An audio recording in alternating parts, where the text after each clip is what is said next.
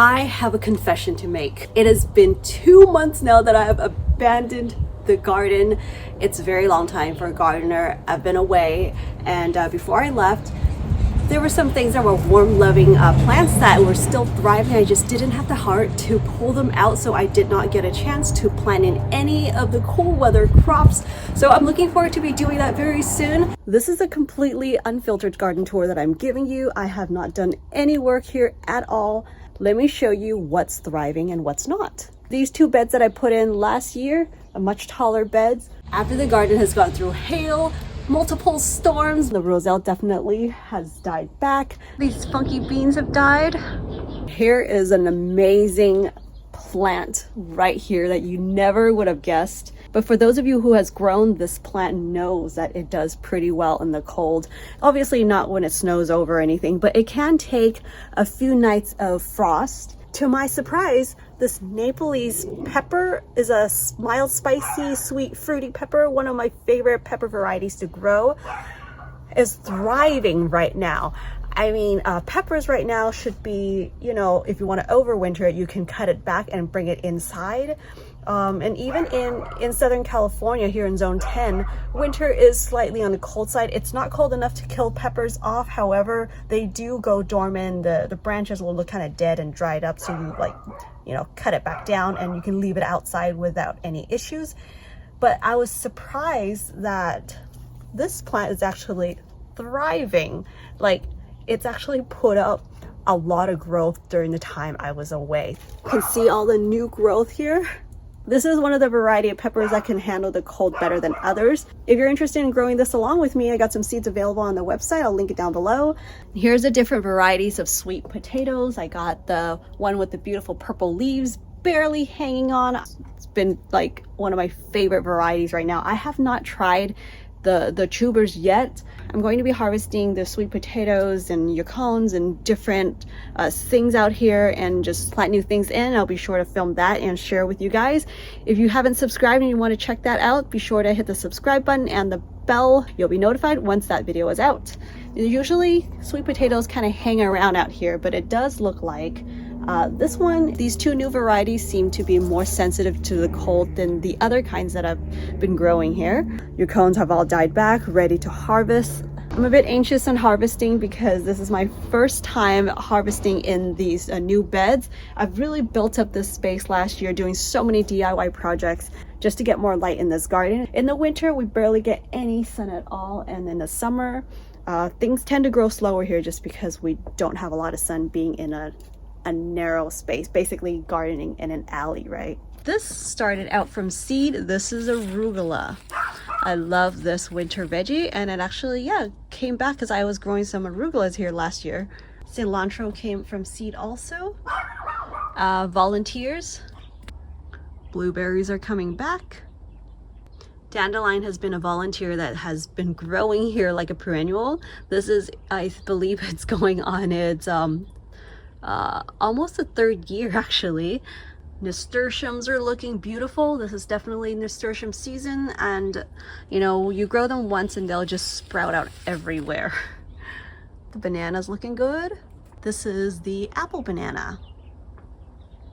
Okinawa spinach, always looking amazing out here in zone 10, mild winter climate. Look at that beautiful under the leaf, that purple right there. Fish mint, not looking bad at all. This one is the sun gold cherry tomato that I grew since last year. It did not die back, and this was the patch that had herbicide poisoning, and I was able to save many of my plants using the organic Rev, dosing them with it every other day. Right over here I got the strawberry tower. Got different varieties of strawberries growing. The alpines are the ones that are doing really well right now, loving the cooler temperature. Some of these are putting out flowers too, but it's just not warm enough. And there's barely any sun in this garden in the winter, so they're having a hard time fruiting. It's also just not the time for strawberries right now. But the one that is thriving are these Cape gooseberries.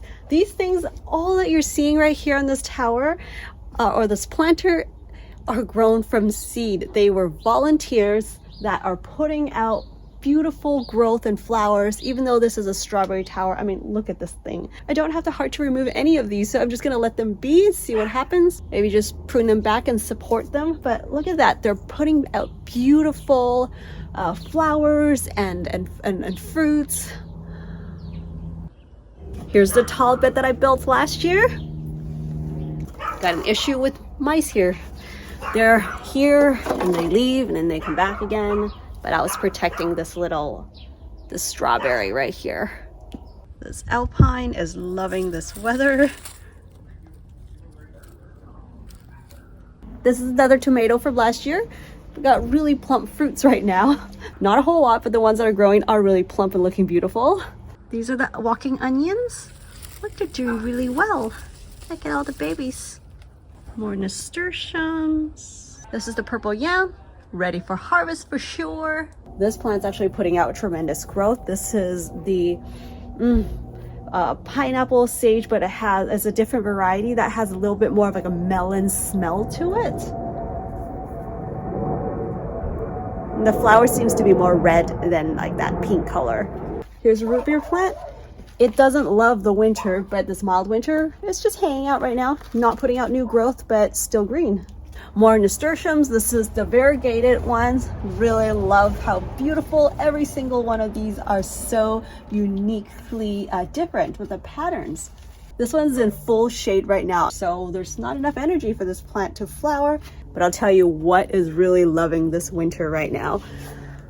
My possibly 15 feet tall green tree collard. I mean, all the brassicas really enjoy this type of weather. We are in the low 60s right now to low 40s at night.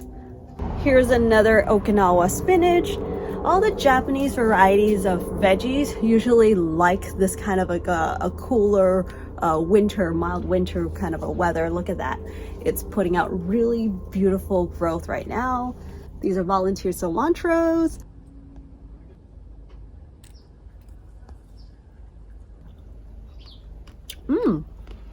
Better than I expected for the winter with no sun. Flavorful. Wow. This is the GreenStalk vertical planter.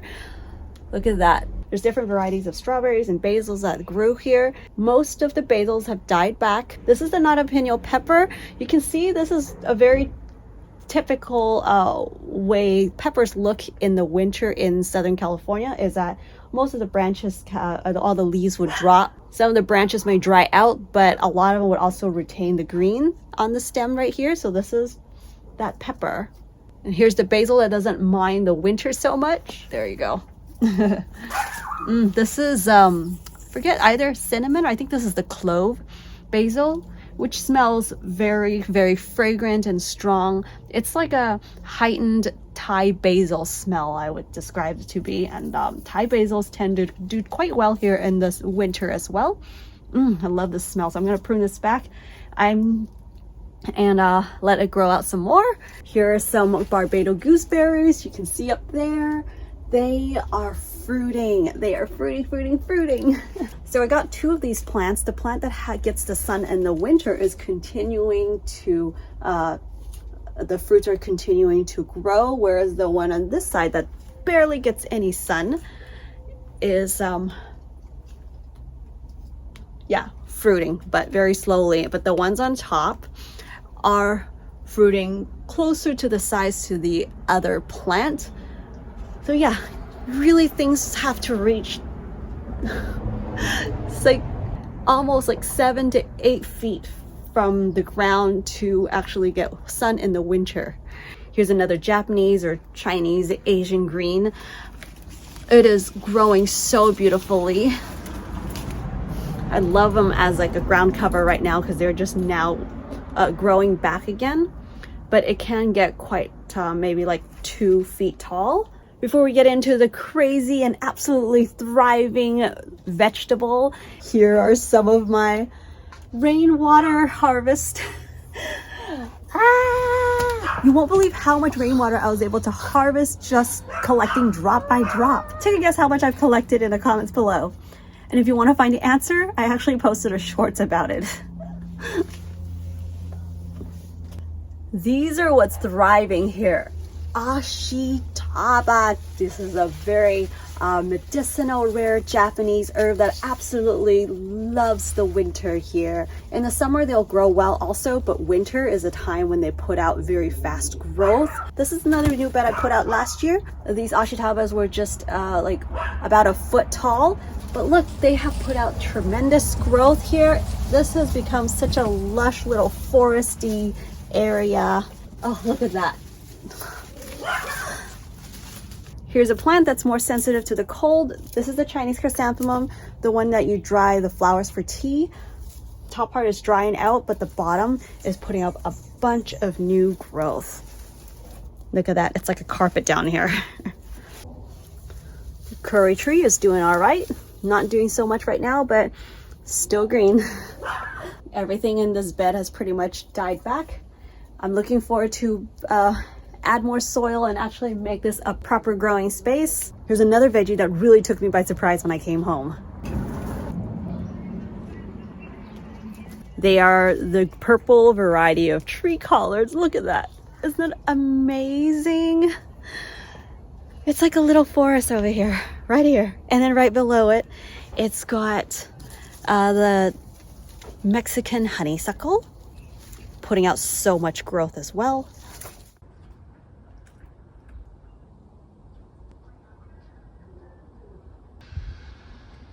Well, this concludes today's garden tour. If you want to find out what kind of plants I'll be growing next, be sure to be subscribed. That's it for now. I will see you right back here in the next one. Bye!